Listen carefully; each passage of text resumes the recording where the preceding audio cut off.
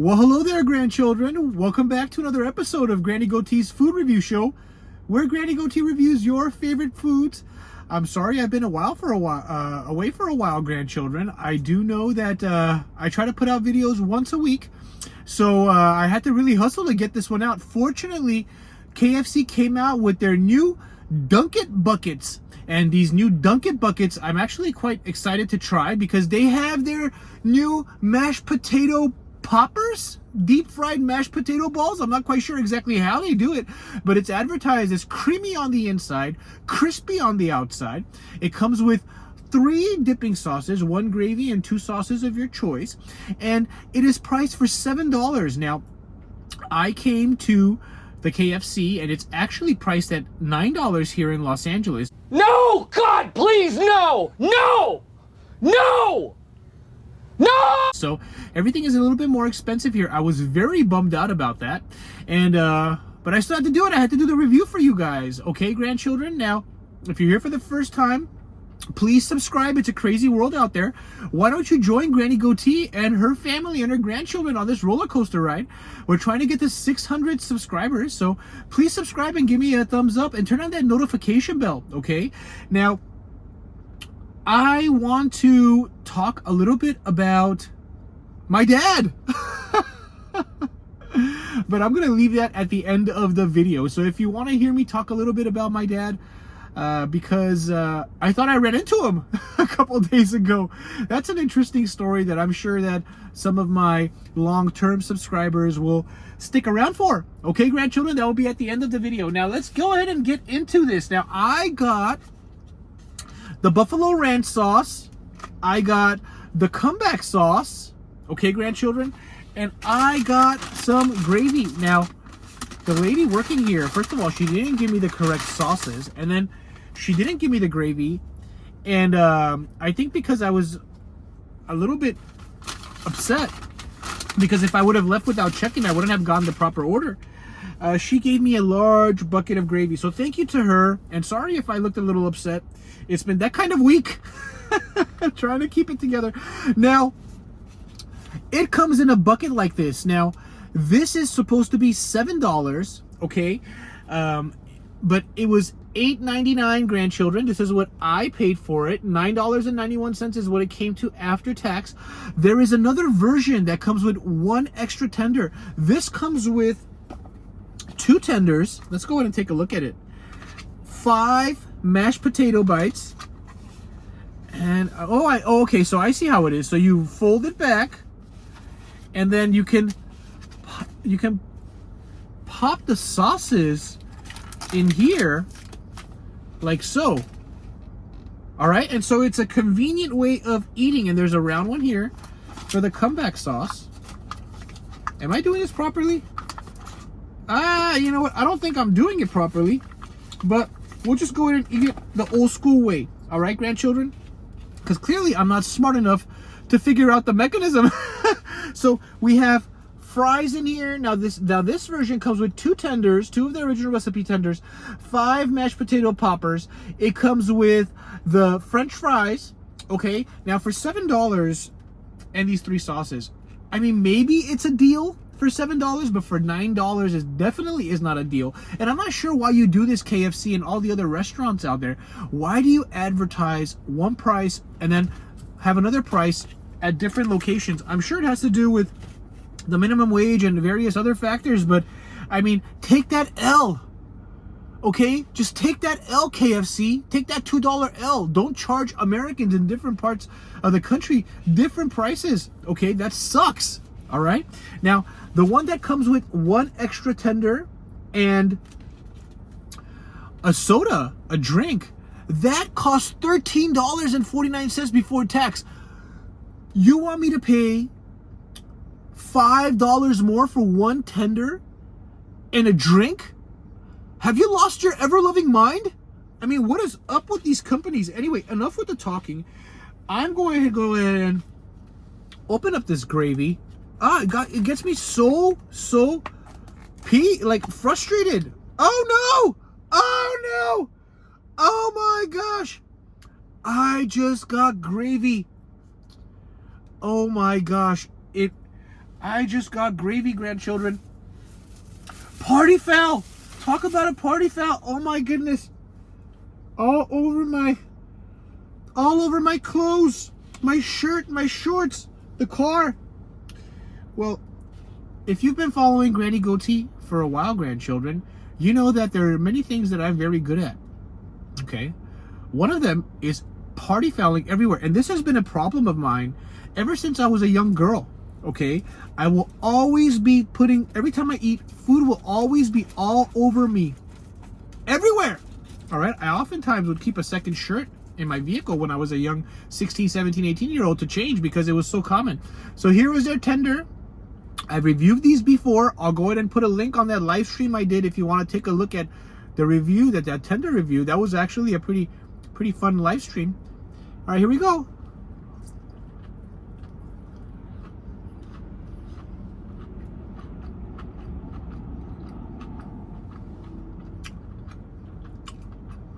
Now, KFC came out with these tenders, I want to say a few months back now. And what I love about them, first of all, they're excellent with the gravy. But what I love about these tenders, grandchildren, is the size is the size of a tender. The flavor tastes like real chicken. Those original spices and herbs come through.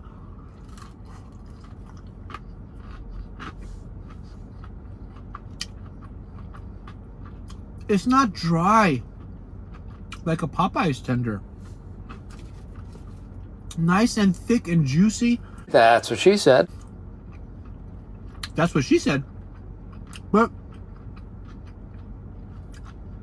it just hits all the right spots. I really love these tenders. It does not justify the price. Now KFC may think it does, but it doesn't. It has to be a little bit better for you to charge that extra premium, in my opinion. These fries, grandchildren, are not crispy. They're soggy. They're lacking flavor. No salt, no seasoning. Quite deceiving as well. Look at these fries, grandchildren. When you look at these fries, the number one thing that you think is crispy. They have a little bit of a crunch, but they're just not good. Maybe they've been sitting around for a while. And, I mean, that can't be the case. KFC just opened. What are these, fries from yesterday? They've been open for 30 minutes. Gosh, those are awful. All right. This is why I really came here for. Now, we've seen mac and cheese bites, grandchildren. We've seen jalapeno poppers. But I have never seen a mashed potato bite in my entire life. So let's go ahead and take a bite.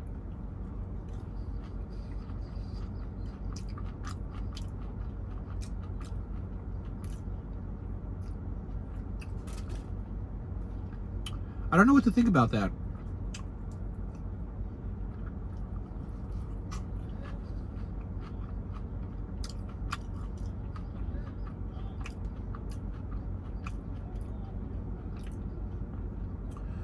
I actually don't like it. I don't like it, grandchildren. Let's do a little cross section.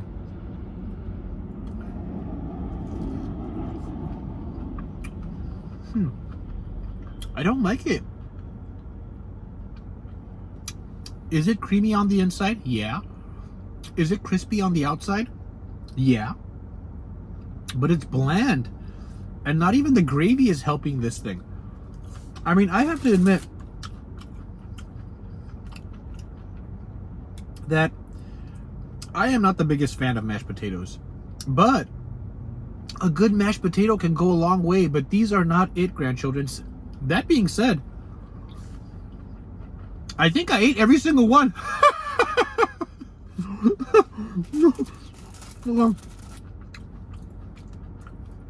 There's one more. Now, these mashed potatoes, if you don't want to pay an arm and a leg for this entire box, this Dunkin' box, you can get a 4-piece of these mashed potatoes, or a 5-piece in LA for $3.99 plus tax.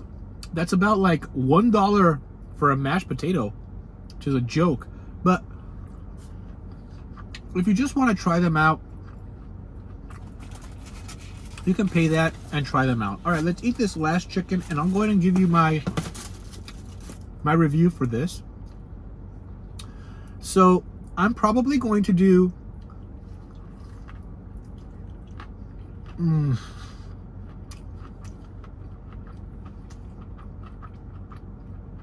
I think these are the best fast food tenders in the game right now.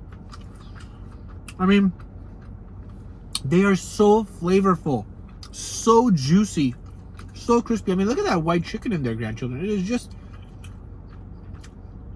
off the hook. And their seasoning, it's so good. Good job, KFC, on these tenders. Props. And it goes very well with the gravy.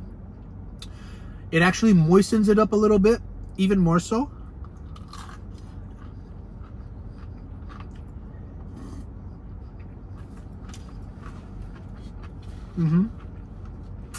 Okay.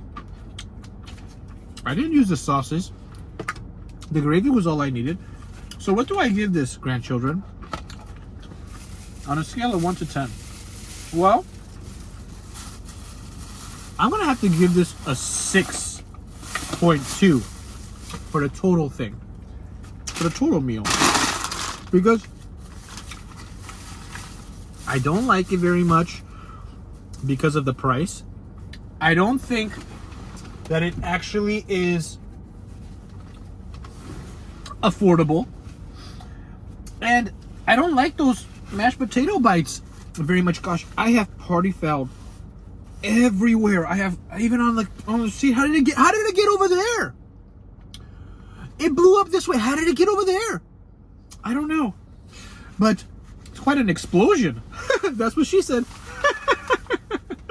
Okay, so we're gonna hit it with a 6.2. Did I say 6.3 or 6.2? Whatever I said, it's gonna be a 6.2. The only thing that's good about this meal are the chicken tenders, and you might as well just get those a la carte on their own, because it's not worth paying that much money to get some garbage fries and some, you know, mediocre mashed potato bites that are quite small. Did you look at those things? They're like the size of a quarter, you know? I mean, come on, KFC. Such a disappointment. Anyway, I want to briefly talk to you about my dad. So if you stuck around till the end of the video, I'm going to get a little vulnerable here, grandchildren, because I don't really have people to talk to about these kind of things, and I don't want to talk to Grandpa Goatee about it. But I was driving down the street the other day, and I thought that I ran into my dad. So, of course, I did a U-turn. I went next to the car. I looked into it. And, of course, it wasn't my dad. And it can't be my dad, because my dad passed away nearly 20 years ago. And I see him sometimes like this, grandchildren. And the people that I see look so much like him that I always turn around. And this has maybe happened to me 5 times, almost like I think my dad lied and didn't really die. And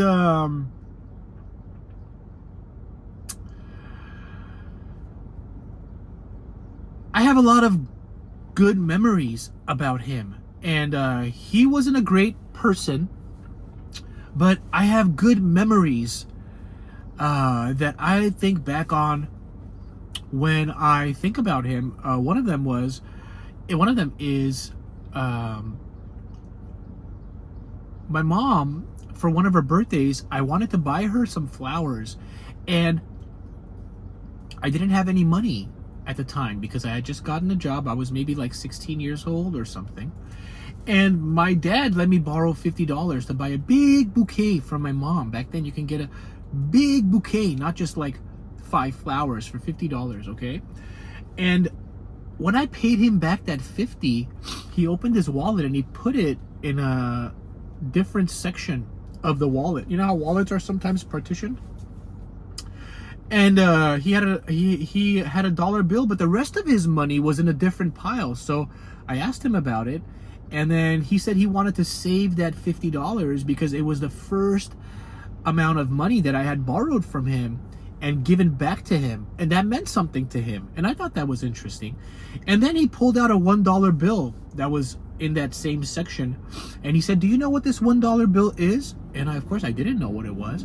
And he said that this was the first dollar that made him $1 million in the United States. And he began to explain to me the greatness of this country. In a sense, my dad wasn't like a proud American or anything, but he explained to me the opportunities that you have here, that how you can go from nothing.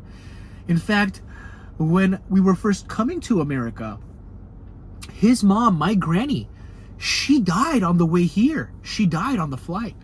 And whatever money that he had, because you couldn't take your wealth with you out of, you cannot take your wealth outside of communist states. Ask the Chinese. They cannot get their money out of China, believe me. So what little money we had, he spent for burying my grandma. And I remember, he said he remembers my brother who was born one of my brothers who was born in the United States, that he was crying, and my mom and him, they couldn't get him to stop. And so he didn't have money for a pacifier, so he walked to the thrifty. Back then they were thrifties, and he stole a pacifier. And walking back home after stealing that pacifier, he began to cry. And he promised himself at that time that he would never like steal like that he would become a millionaire in America, whatever it took. Okay. And he did that, and he showed me that dollar, and it was a reality check for me as a young man, as a young boy actually, that I can do anything in this country, and that we have tremendous opportunity, and all it takes is a little bit of luck, a little bit of will, and a lot of hard work. Okay. So I never forgot that story, and I remember many memories about my dad when he came here. He bought a lot of, I don't want to say the word, but pew-pews, and we would go hunting all the time, and he taught me how to hunt. He got me a small little single round 22, and we would go hunting for rabbits, and I have so many fond memories, of him, pheasants and different kinds of animals, and I just miss him. And he wasn't a great man. He wasn't around all the time, but I see him sometimes and I miss him. And actually, a funny thing is, there's a cooking channel called Wilderness Cooking, very popular YouTube channel, and the host of that channel, he looks just like my dad.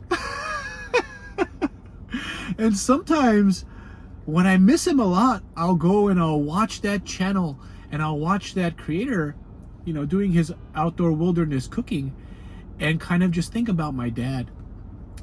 And grandchildren, I'm a Christian, but I wasn't always. And my mom and my dad, my dad wasn't a Christian, and my mom maybe coming around now, but she was never a Christian. And I didn't grow up in a Christian family, because in the Soviet Union, God was suppressed, and it is suppressed in China and other communist states as well, because nobody is above the state, okay? Not even God, okay? So people who grew up in these types of environments weren't very religious. It was actually, and if they were, it's more surface level. They weren't really believers in Jesus, let's say. But in my early 20s and late teens, I began to be really hungry for God. And so I, read the Bible, I read the Quran, I read so many Watchtower publications, the Pearl of Great Price, the Book of Mormon, Doctrine and Covenants.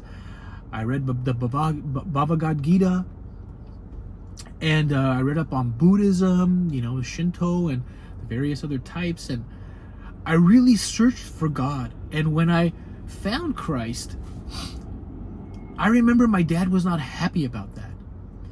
And one day he was talking to me, and he said to me, he said they shouldn't have crucified Jesus. You know, my dad wasn't fond of Jesus, and he wasn't fond of his people either. You know what I'm talking about. But he said they should have burned him at the stake. Okay?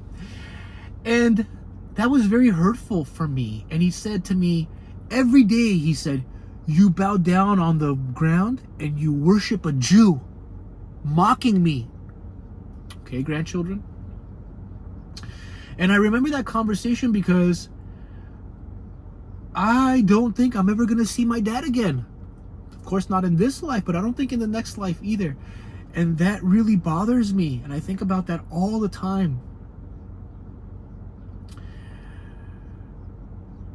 And I think about that all the time, man. I remember when he was passing away, my dad was so strong. He would just hit me like as a young man and as a young woman. And I would just fly, like fly feet. But when he was dying, he looked like this. I couldn't believe he was the same person. And I remember he was borderline, he was conscious, but he wasn't there. And I was by his bedside and I was reading from the book of Psalms, and I was reading Psalms over him, hoping that God would forgive him. And he was pulling away. Because, you know, here every so often in Psalms you will mention David, or you will mention Israel, or you will mention things that were Jewish. Because, of course, the Psalms are in the Old Testament. It's a part of the Hebrew Bible. And he would try to pull away from my hand. He didn't want to hear it. And even on his deathbed, he didn't want to hear it. And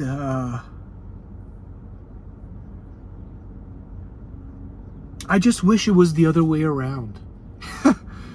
You know, so that maybe I had a little something to look forward to see my dad again. Because I miss him. Anyway, grandchildren, thank you for joining me on another episode on Granny Goatee's food review show. Wow, I'm getting quite emotional here. I appreciate you joining me. Leave a comment in the comment section if you've tried out this new Dunkin' Bucket, and let me know what you think, and give me a thumbs up if you enjoyed the video. And boy, I'm sure glad I didn't do this in the beginning of the video and I left it to the end. Hopefully a lot of people checked out. And but it was nice to talk to you about it. And I'll see you on the next video. All right, grandchildren, have a good one. Bye-bye.